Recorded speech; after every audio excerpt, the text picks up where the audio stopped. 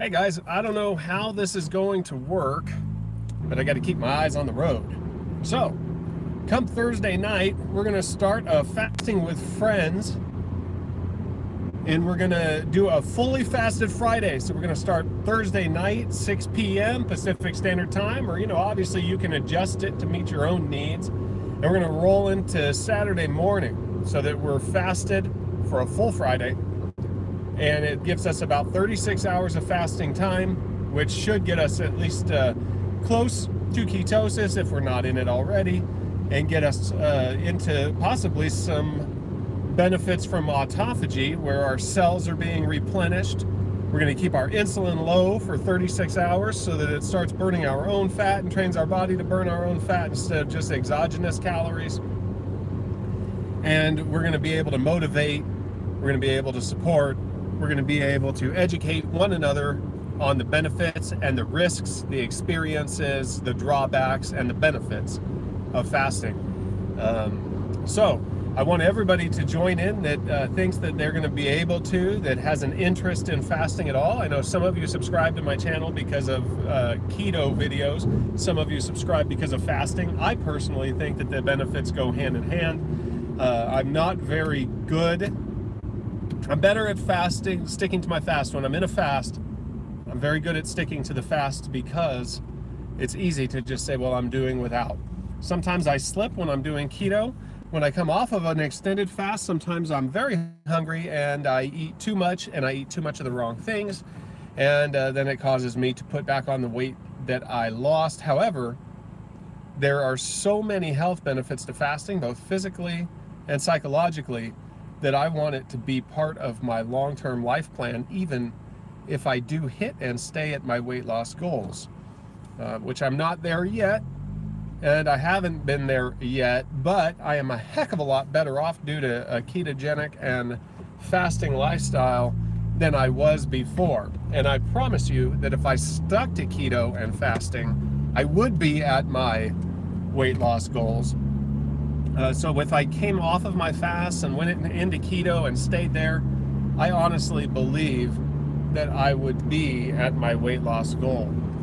Unfortunately for me, I've come off keto too many times in the past year, and that has set me back. But I'm back, and I'm on it. I'm going strong, and hopefully this time I stick to it permanently, because I really do believe it can be a permanent lifestyle change. I know people always come on and say, well, that's just a short-term answer, or that's just a short-term stopgap measure. I don't believe so. I believe that it can be permanent. There's a lot of athletes out there that are doing fasting on a regular basis. There's a lot of people out there who are setting records on a ketogenic diet.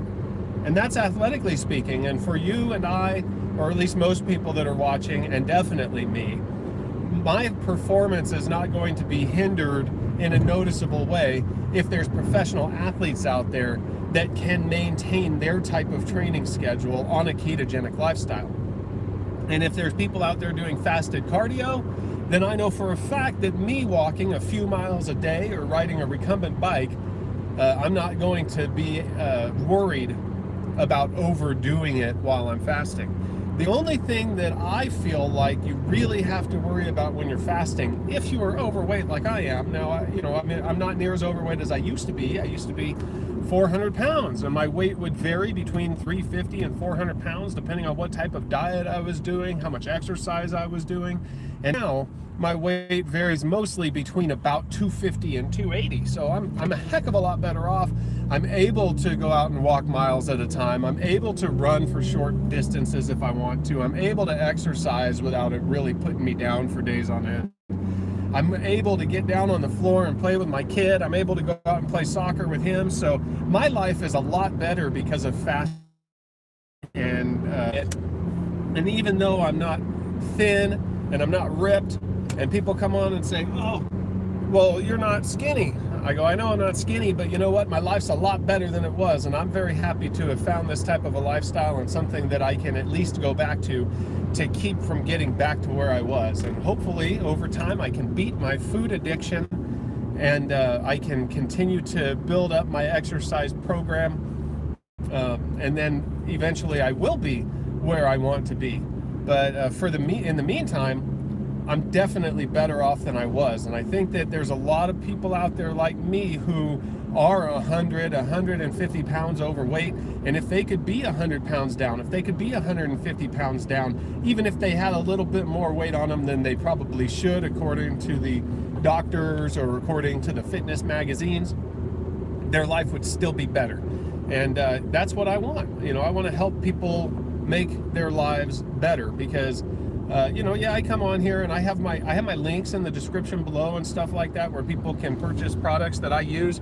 I wouldn't recommend a product that I won't use, and I get a little bit of money from that. But to be honest with you, I don't make enough money from that stuff to make it worth my while to continue to doing videos, because of how time consuming they are. However, I do get private messages and I get comments in the description about how motivating the videos are, and that people have literally changed their lives over the course of a short period of time, and they've put years onto their life. They've got 15, 20 years added onto the end of their life probably. So they're going to be able to see their kids grow up. They're going to be able to see their grandkids grow up. They're going to be able to see their family for longer periods of time and enjoy activities with them, because they aren't so overweight that they can't walk at a theme park, or they can't you know, go out and enjoy the beach because they just can't walk up and down the sand. So their lives are better, their lives are longer, and I truly believe that it's because of a type of diet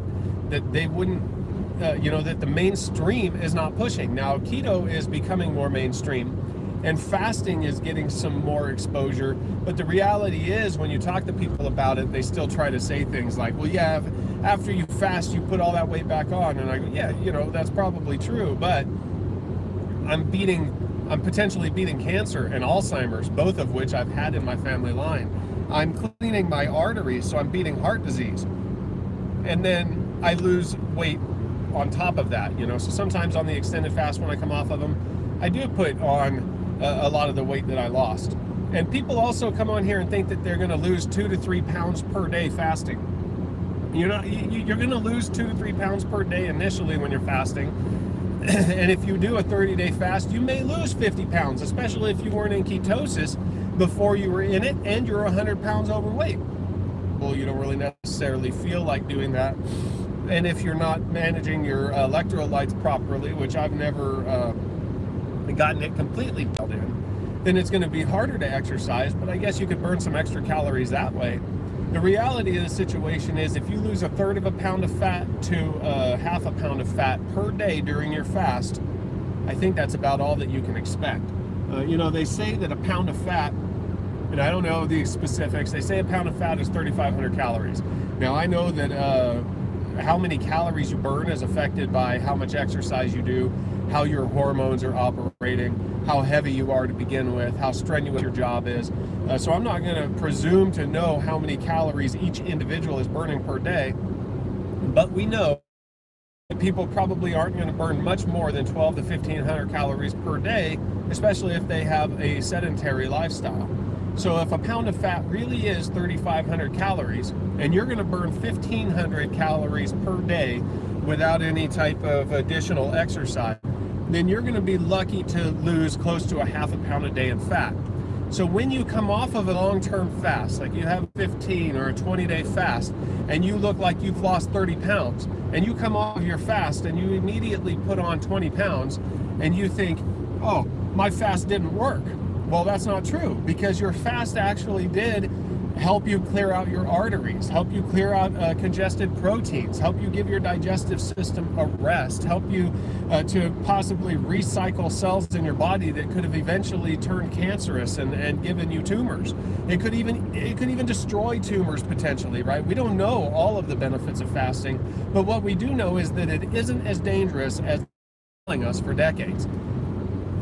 And if you kept off any weight after your fast, any weight at all, that's all fat weight, right? And so if you lose 30 pounds and 10 pounds of it is fat, that's what that you lost that you thought was fat wasn't, you know, it's going to come back immediately, because you're going to put on water weight. If you eat carbohydrates, you're going to put on 1.6 grams of water weight for every gram of carbohydrate that you store up in your system as glycogen.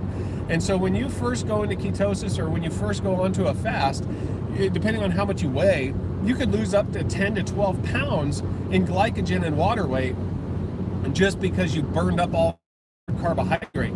And then when you start eating, that immediately is going to come back. So that's one of the ways that people get the misnomer that all of your weight comes back as soon as you come off of a ketogenic diet or come off of a fast.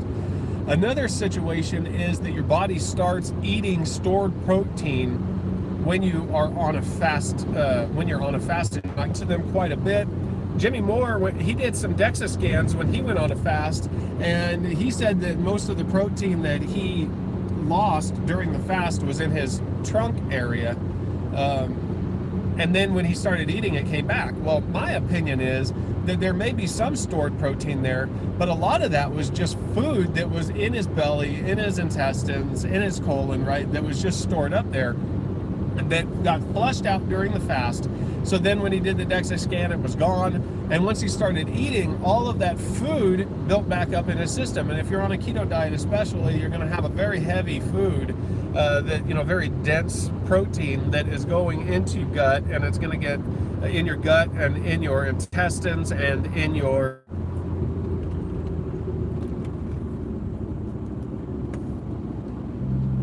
sorry, I got this guy merge. People don't know how to merge. So there's people, once they start eating, they store up all of that food weight in the trunk area, and then they go get a DEXA scan and go, oh, all this protein came back. Well, I think that's mostly food weight, and I'm 6 foot, 2, 3, depending on who's doing the measuring, whatever. And, at times 250, 280, up to 300, used to be when I was 400. Holy moly, I think that I could probably be storing up 15 pounds of food. In fact, if you watch some of these doctor shows, they say that your colon, they ate 10, 12, 15 pounds. I've even heard people try to say 30 pounds of waste in your body that you're just carrying around, that's fermenting in there. And it's gross to think about, but think of all that weight in there that you're flushing out when you're doing a fast. You're cleaning your colon, you're probably preventing potential diverticulitis. You're getting that waste stuff out of your system where there could be bacteria growing, where it could be getting infected. There's just a lot of benefits to fasting, but they're all seen on the scale. And a lot of the scale weight comes back because you're building back up that food weight, the water weight, the carbohydrate weight. Your electrolytes a lot of times are off balance, especially if you're doing a water fast, because you're drinking a lot of water and it's flushing the electrolytes out. And then when you put the electrolytes back in, your body starts retaining water again, and you aren't dehydrated. And then I also have read that in an extended fast, that you're going to have reduced blood volume. Your body goes into a calorie and life-sparing mode when you're long-term fast, and it can actually stop replenishing blood volume as your blood cells are used up and die off. So, think if you have a liter of blood that in your system anymore. Number one, that's good because it's using up those old blood cells, and it's going to replenish them when you start eating again with new blood cells. And so you have fresh, clean cells. But that's all weight too. So, I haven't looked to see how much a liter of blood weighs, but I would guess that could probably weigh 4 or 5 pounds. So if that weighs 4 or 5 pounds, and then you put on 8 to 10 pounds of carbohydrate and water weight, and then you put on 10 to 15 pounds of food weight in your system over the course of a week, how much does that add up to? That's 20, 30 pounds. So if you lose 40 to 50 pounds over the course of a 30-day fast, and then you put back on 30 pounds, people are going to say, well, you put all that weight back on that you lost during a fast. Well, I put all the weight back on that I lost in the fast that was never permanent weight loss to begin with, right? It's kind of like if you go into a sauna tonight and you lose 5 pounds in sweat over the course of a couple hours, and you go step on the scale, that's all fine and good. You lost 5 pounds. If you're trying to make weight for wrestling, or you're trying to cut weight for a diet competition or something like that, then you're going to be showing weight loss on the scale. But as soon as you go and drink a couple liters of water and your body retains that and replenishes all of your cells and you're not dehydrated anymore, you're going to put that 4 or 5 pounds back on. Does that mean that there was no benefit to sitting in the sauna? It doesn't, because there's a lot of detox effects coming from the sauna, just like there's detox effects from fasting. And not only that, but you raise your body's core temperature, and there's some potential fat loss in the sauna too. Now, I don't think you're going to notice that over the course of a few hours, but you know, long term, you may be recomping your body in the sauna as well. So that's one of the things that I like to stress when I talk to people about fasting. They go, well, what benefit is there to fasting? You put the weight back on that you lost during the fast. And I go, well, number one, if I hadn't fasted, there's the potential that I would have put that away. And so I would be even heavier than I am now. And since I did fast, I lost some ahead of time. Even if I put it back on, at least it's not extra fat. And also I lost, you know, a lot of potentially malignant or damaging cells in my body. My brain is better psychologically. I feel like I have more control. I feel I have more willpower, and I think that's true. I still have a long ways to go. I still have a real long way to go. But knowing I can control, knowing before I didn't even believe it was possible. Before, when I was doing Weight Watchers, or when I was trying to do the T diet, or when I was trying to do like the Whole30 type diet, those things didn't work for me so much, you know. Are different. And so I know people that when they try to gain weight, they gain weight. And there's people that will admit that they know people that can't gain weight even if they try, but they won't admit that there's people that can't lose weight even if they try. And you know, I like to say there's an end to every spectrum. If there are people that gain weight, then there's obviously people that can't lose weight. Now, I think that the people that can't gain weight, if you gave them enough insulin, they would gain weight. And the people that can't lose weight, if you keep their insulin low enough, long enough, they will lose weight. So for me, it's a hormone issue. Fasting and a ketogenic diet keep that insulin low long term, and then you're able to access your fat reserves while you are fasting or in keto. Now, once you start eating carbohydrate, your insulin builds up, you know, then you're not going to be able to access that fat anymore, and your body starts storing fat again. So the ideal situation for a person like me who has a strong family history of diabetes, you know, all 4 of my grandparents were diabetic, and at a pretty young age, and of them even took insulin. Now, not all of them, but they were all type 2 diabetics. That just proves to me that I have a family history of not being able to utilize or regulate insulin. Now, I think that there's different cultures throughout the world who do better or worse with that situation. I have some Native American blood, and it seems it makes sense that they could have adapted to a high protein, low carbohydrate diet. And I watched a documentary one time, I think it was called The Fattest People on Earth. And what had happened is these Native Americans, you know, they were put onto a reservation, and the government was giving them commodities as subsidies. They were given, I think they were given lard and flour, and so they were making fry bread, right? Because that's what you make with that stuff. And they became super fat. And the reason was, in my opinion, is because they were eating fat mixed with carbohydrates. So they were, you know, their body was using the carbohydrates as initial energy, but it was spiking their insulin, and the fat was getting stored away as fat. And I don't necessarily think that that same situation would have applied to somebody whose diet was already high in carbohydrate over the centuries. But I don't know. I don't know that for sure, because, you know, they're not going to do it like that. People say that you can't do a keto or fasting diet long term, but then other people will bring up the example of the Inuit. The Inuit people up in Alaska and Nova Scotia, I think, is it Nova Scotia? That's a cold area up there by Alaska? I don't know, you guys probably, I'm not real good at geology, so, you know, maybe I'm getting the location wrong. But eat mostly fat protein, and so they're in a constant state of ketosis, and they're perfectly able to handle that harsh weather condition in which they live, and they've been doing it for generations. So that's another example of why it's possible to do a keto or fasting type diet long term. Now, what's funny to me is that all the religions in the world that I know of have a fasting aspect to them, right? All the major religions, especially the big three. And so people have been fasting for millennia for religious purposes, but for some reason people think it's unsafe to fast for any period of time. And I think that's because we've been brainwashed by big ag and government and big food to think that we need to be eating as often as possible in order to keep our metabolism up. Well, it turns out that there are experiments out there that show that fasting is actually more metabolism preserving than a low-calorie diet. And my theory on that is that if you just have low calories available to you, you're not necessarily going to die. And so your body just adapts how much calorie you burn throughout the day in order to meet the caloric supply that you have.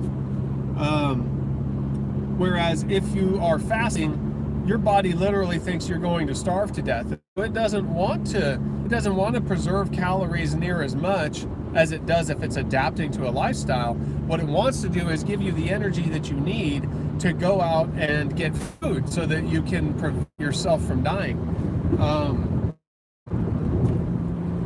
That is another one of the reasons why I don't think you're necessarily low energy during a fast. Now, you are during periods of time. During a long fast, I normally have some ups and downs, but once you are well into the fast, you're not really low energy per se. Now, I might be a little bit more short-tempered, or I might be a little bit more aware of certain things and less aware of other things than I would like to be. Like, I can smell food from 1.5 miles away when I'm in a fast. I would prefer just not to be able to notice it, because all it does is make me want to eat it. And it's funny because you're kind of alert during a fast in a manner which is not the same as being alert if you're on caffeine or if you're, on a sugar high or something like that. You're alert in a different way. So you're kind of alert without necessarily paying attention to the things that you want to pay attention to, which is why I do understand it could be kind of hard for some people to do an extended fast and still do their day-to-day activities. And so I don't try to push people to do that necessarily, even though I do think extended fasts are beneficial. That's one of the reasons why it's an intermittent fasting lifestyle, because they're doing keto, and it's so much easier to do an intermittent fasting or an OMAD or 1 meal a day diet when you're doing keto, because fat is satiating and your body is burning your own fat. But I know that an extended fast, a lot of people on the fence, or a lot have mental blocks, a lot of people that think that they're not going to be able to accomplish it.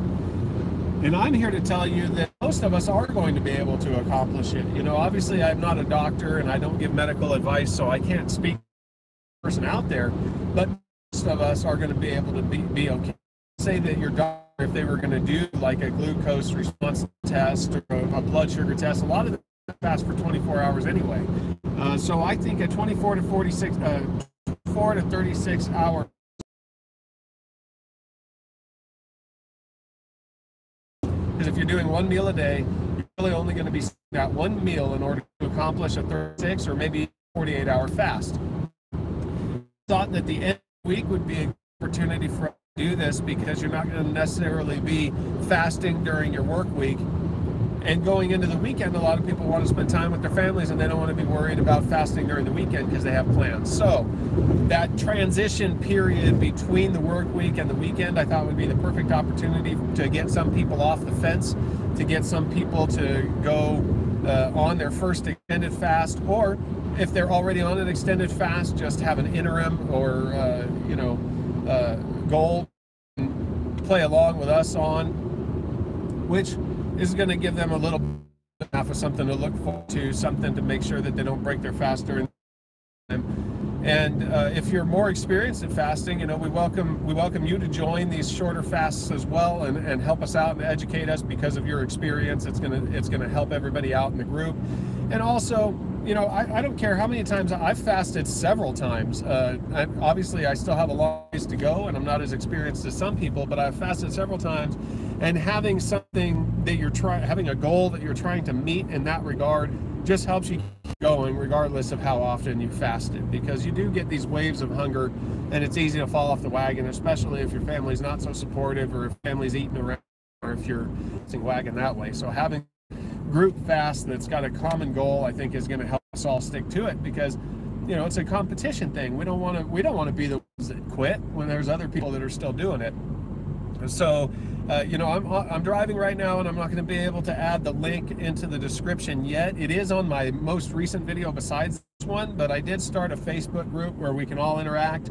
You can subscribe to the channel, and you can hit the notification button, so that I'll keep trying to put out couple-minute videos throughout the next couple days, to get people involved in the fast, and also to get people a place where they can interact with others and hear their experiences and ask questions and answer questions, because I know a lot of you don't have Facebook. It's just the most simple place to start a group is on Facebook. So I started one there, and probably it looks like about 50-50, like half the people are on Facebook and half the people aren't.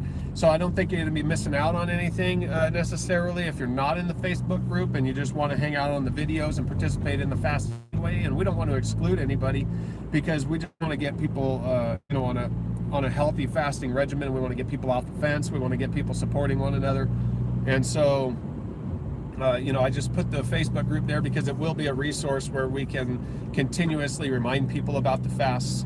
Hopefully we can turn this into a weekly thing, because I think that, you know, fasting for 36 hours a week could really help extend people's lives and clean up their body, detox, and give them confidence and help them reach their health goals.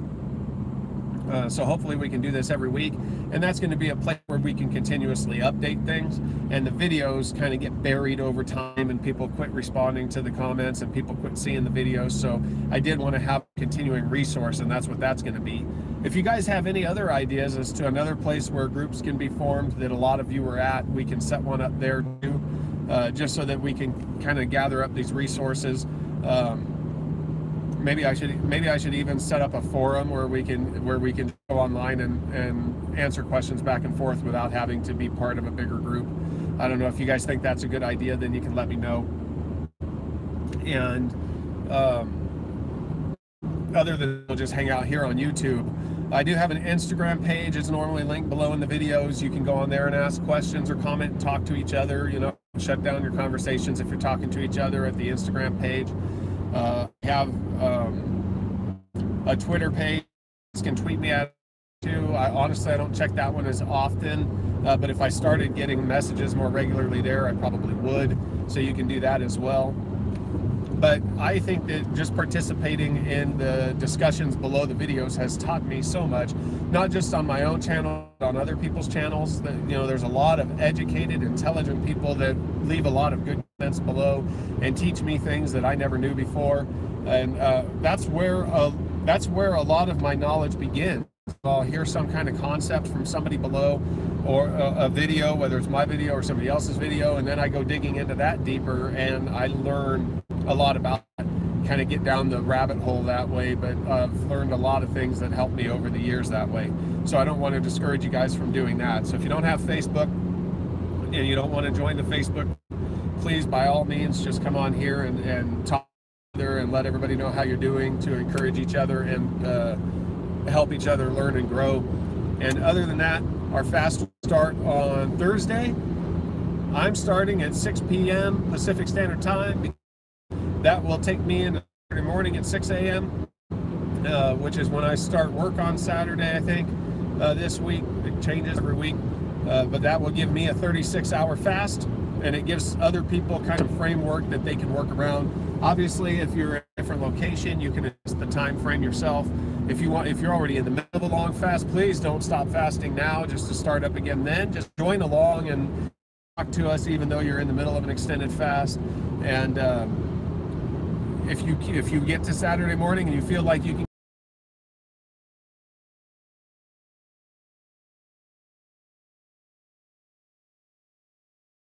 progress, or give them excuse for not doing what they already had planned out for their goals, this is to help people. This is to get people involved.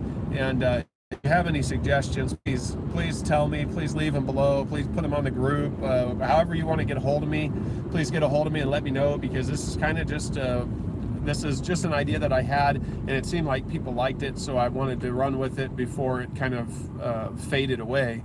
Because if we can get hundreds or thousands of people involved in these group fasts, I really think that it's going to help prove all of us the benefits that you can get from fasting, and it's also going to help motivate all of us to make progress toward goals. That's going to be it for me now. I'm almost at work, and so I'm going to shut this live feed down. I just know that YouTube prioritizes live feeds a lot of times. They put them at the top, and sometimes people, even if they're subscribers, aren't going to see your videos. They get buried, and I want everybody to know about the group fasts. I want everybody to know about it. I want as many people to see it as possible so they can join if they want to, and that's why I decided to do a live feed. And maybe I'll try to do a live feed a couple more times in order to get people involved and get people set up for this starting of the fast. It's going to be fully fasted Friday, because we fast before Friday, we're fasting after Friday, and all of Friday we're fasting. So let's do a fully fasted Friday, friends, group fast, whatever you want to call it. I really turn it into something good for all of us, and I really hope it does. I'll talk to you guys later. Bye.